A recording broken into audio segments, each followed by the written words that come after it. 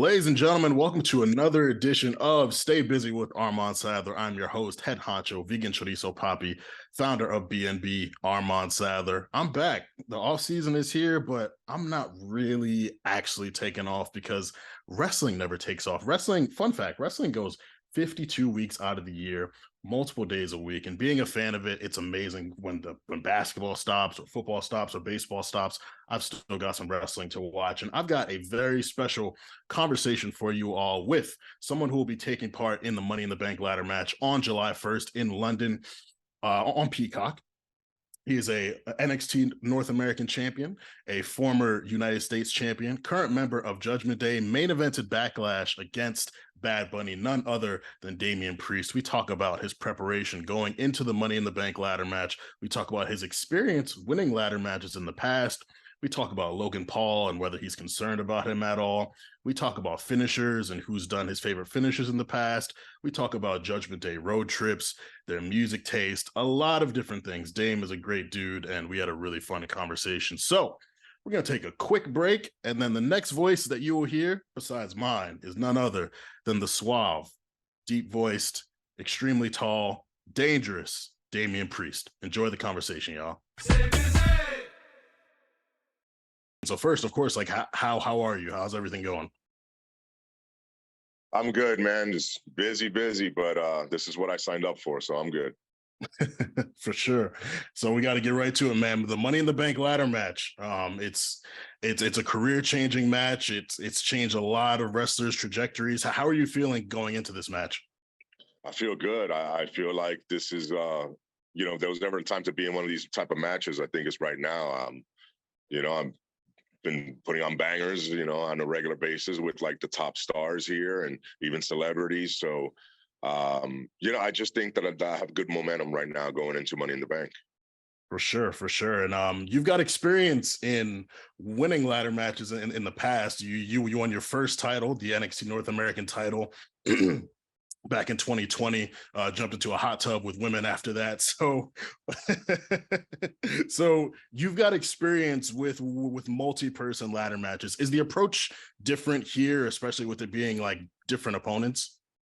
No, not really, because the way I went into that first ladder match was basically, you just gotta be extra in tune with my surroundings, and just be ready for anything to come flying your way, and just be ready to protect yourself. So that's pretty much it. I mean, there's six other people in the match, seven total. So it's going to be unpredictable regardless. So there's really no rhyme or reason of how to prepare, or there's no such thing as a training for a ladder match. Mhm. So it's go in there, try to protect yourself, and win. That's all. You look at these situations like. So for me, I'm 1 for 1 in ladder matches here. So I'd like to make it 2 for 2. And we saw Logan Paul came out Monday, said he's in the match, surprised a lot of people. We saw everyone went out to the ring except for you. Are you sweating Logan Paul being in the match at all? Is it throwing you off, or are you kind of just like, it's another person to give us south of heaven? Exactly. It's another person. There's another victim in the match. So like everybody's out there wilding because of what he said. I was just getting ready to main event Monday Night Raw. That's what I was busy doing. So while everybody else was chirping away, I was getting ready for a main event match. I'm not sweating him. I'm not sweating anybody else in the match. For me, it's another opportunity for me to grab that briefcase and be in another main event. And this time win the world title, or a world title, whichever one that is. So this one, for me, that's all that matters, and that's what I'm focused on. Yeah, no, and you talked about it earlier. You've been putting on bangers this year with top stars and celebrities, and you've been really active ever since you came up to the main roster, wrestling almost every week, putting on good matches. But something about 2020 has felt really different. What's clicked for you? What's changed for you this year? I was talking to actually Paul Heyman about this, where I'm no longer acting like I'm a certain way. I'm just being a certain way. It's almost like I found myself, or just my voice, or just anything. Like I just feel a different level of comfort now. And I'm not even saying that before I wasn't, but right now, I feel almost like at ease with everything, and especially like 2020, like you're saying, like that was, I'm coming in. There's just a lot of new stuff, new feelings for me. Now I'm settled in. Those nerves are gone, and now I could just be Damian Priest. Yeah, no, absolutely. And I know a lot of people were upset that you didn't have a match at WrestleMania this year, but I think given the way you've been working, it's impossible for them to leave you off next year, right? I mean, I would hope so. I'd be lying if I say I wasn't disappointed. That's what we worked for all year. And when you put into work and you're featured, and you're not just on the sidelines. You kind of like expect it almost, and when it doesn't happen 2 years in a row, I'm like I said, I'd be lying if I didn't feel some type of way about it. But what helps a little bit was the following month in Puerto Rico, going out there on the island, and the representation, for not just Puerto Ricans, but for Hispanics all over. I think that's bigger than just any one wrestling match, any one event. That translated so much more into, just other genres of the world. So that was more meaningful. That was by far, I don't see how I could ever top that. But again, winning a major world title would probably come close. For sure, for sure. I mentioned it earlier, South of Heaven. Like I really love that move because there's choke slams, but yours is like a very special variation of a choke slam. Now, there's been a lot of legends who have used choke slams throughout the WWE. Who, besides you, do you feel like had the most impressive choke slam? Well, I mean, the reason why it was even idea is because Undertaker did it. So Mhm. he's always going to be the top for me. But there's a lot of guys that have had some good choke slams. I think obviously Kane, when you think choke slam, you think Big Show. But for me, I just, Taker just had a certain way to do it. That just, as soon as he grabbed that Goozle, the crowd would rise, and it wasn't even his ultimate finisher, his was the tombstone. Yeah. But you knew that the end was near when he grabbed you by the throat. So to me, it was extra special when he did it. Yeah, yeah, and I know you worked with Undertaker a bit in the past. I know Edge has taken an interest in you and mentored you, but back before the beef happened with Judgment Day, and then Paul Heyman, of course. Like, who else has been impactful for you throughout your time on the main roster and in the WWE in general? In general, I mean, I'd be remiss to say, obviously Triple H, when I first came in and the talks that I had with him, and him trying to help me find that comfort zone that I'm in now, he was big on me with that. And just with everything, just with the, presentation and all of it, he helped me. And he has a way with words that you just kind of like get it. Shawn Michaels, Matt Bloom, there's a lot of people at the PC that, a lot of coaches that helped me and guided me. And then, obviously getting advice from guys like Scott Hall as well. I remember my first WrestleMania access match, Sting was backstage and he gave me some pointers when, so like I've had a lot of cool people talk to me and give me advice and try to help guide me. So I've been fortunate in that sense because it's, these were people that I all looked up to, and now they're kind of giving me advice and they're talking to me like, like I'm one of the boys, and which I am, but it's still, it reminds me, and it always feels special every time I get to have a conversation with them, even to this day. So any, legend or even some of my peers that come in and they want to talk to me, I think it's super cool. For sure.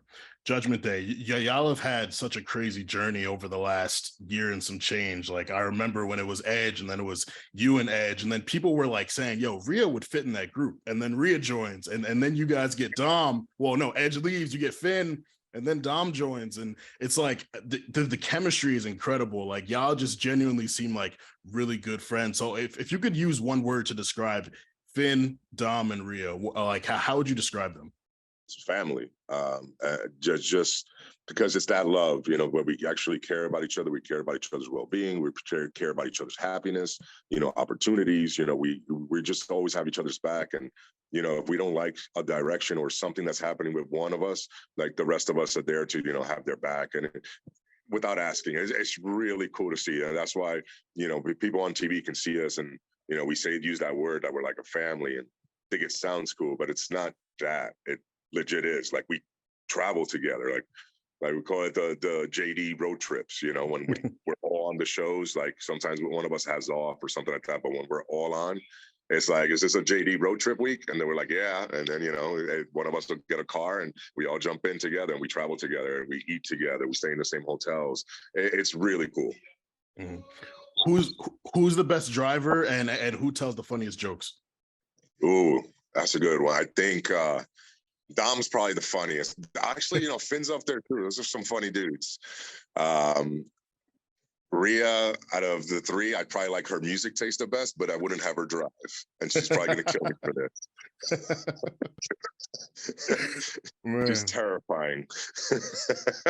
You can't be good at everything. You give a really good riptide, but maybe you don't need to be behind the wheel. It's okay. And she loves driving the biggest vehicles she could find.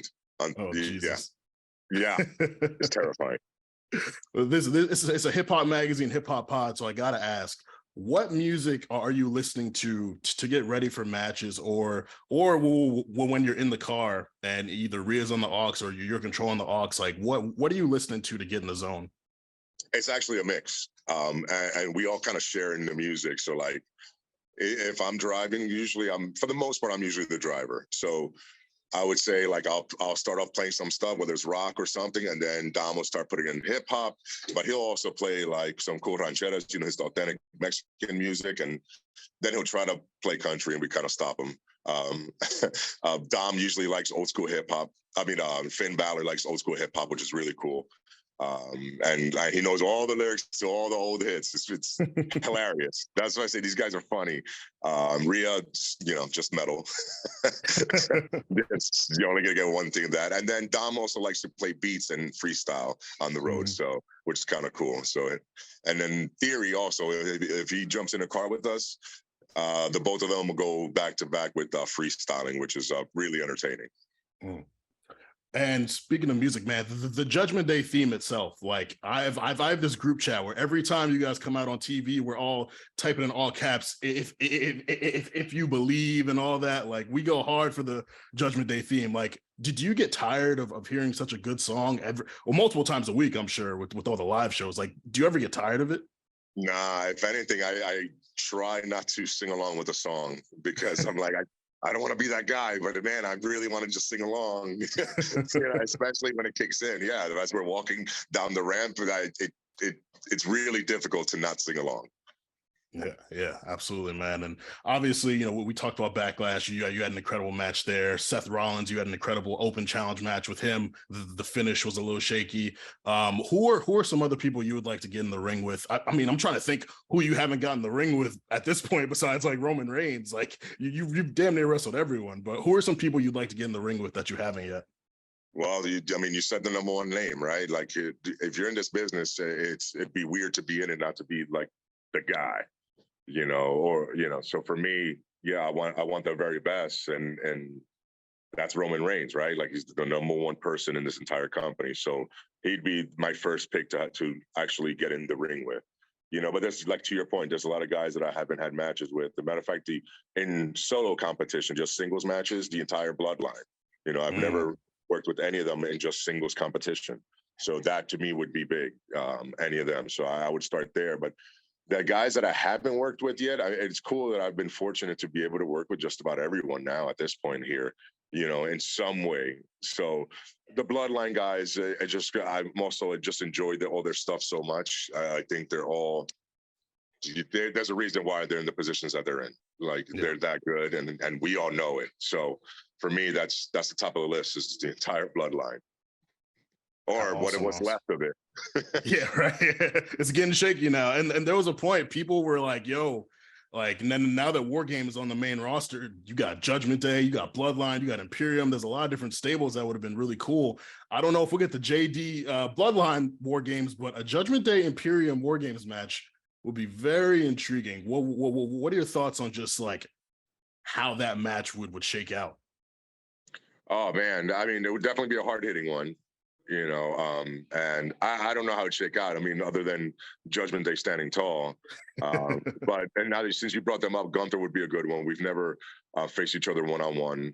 Up until maybe this month on, some live events, non-televised events, where we finally got to touch inside of a ring in multi-man matches, but we never singles or a televised match, never. So that'd be something that I'd be interested in doing as well. Gotcha. Well, I don't want to hold you up too long, but Dame, thank you so much for your time, man. I want to wish you great luck in the Money in the Bank ladder match. And I say this and I mean it. You're one of my favorites to use in 2K, like for real. Thank you. I appreciate that. All right, man. Have a good one. Thank you so much. You too. Take care.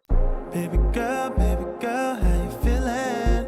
I've been out in the world, staying busy, taking time, getting right if you miss me. Oh yeah. I've been out in the world, staying busy. Mondays 9 a.m. Mondays 9 a.m. Party with the gang. Every week, tell a friend. Busy over everything. Busy boys, gotta call now. Ain't you heard? Got the vibes. They put you on. Got the slides. I'm the SARS. Running dog. No, we hold it down. Baby girl, how you feeling? I've been out in the world, staying busy, taking time, getting right if you miss me. I've been out in the world, staying busy.